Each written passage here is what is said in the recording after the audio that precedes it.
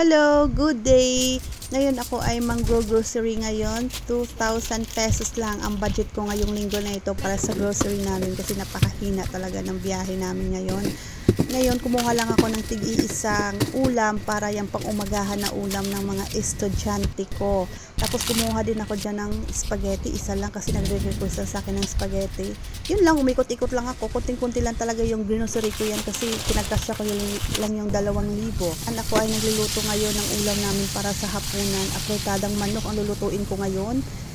Nagisa lang ako dyan, tapos nilagay ko na yung manok, naglagay ako ng paminta, asin at saka pang mga pampalasa para sa lulutuin kong ito. Ngayon, halo-halo ko lang.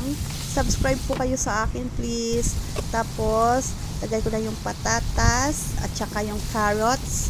Halo-haluin natin ulit. Halo-haluin lang.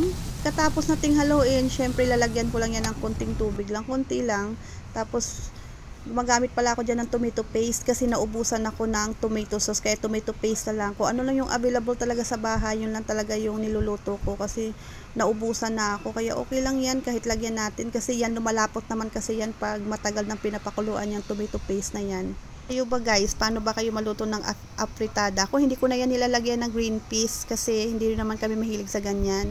Please like, comment, and share naman kayo kung taga saan kayo kung nanood ka sa video ko. Thank you talaga sa mga 9 subscriber ko na nag-subscribe sa akin kahit na bago pa lang ako. Masaya na ako kasi kahit papano ay meron nanonood sa mga videos ko kahit konti lang. Ganun talaga. Maunti-unti pagkatapos ko magluto ng ulam, inuuna ko talaga paluto ng ulam, ngayon ay nagsasaing na naman ako para to sa hapunan namin. Dapat bago mag 7 dapat nakakain na kami kasi mga 9 pa lang pinapatulog ko na yung mga anak ko kasi may pasok na kasi kinabukasan. Yun lang. Thank you for watching sa video ko na to. Please subscribe, like, tapos comment. Thank you talaga sa mga nagnunood at nagtsatsaga sa video ko. Sana po lagi niyo po akong panoorin pag may mga bagong upload po talaga ako. Bago pa lang po ako dito sa YouTube channel na ito kaya parang hindi pa po gaano magaling sa voice over. Talaga nangangapa po talaga ako. Salamat ulit sa inyo, mga 9 subscriber ko. Thank you talaga sa inyo dahil nilike nyo.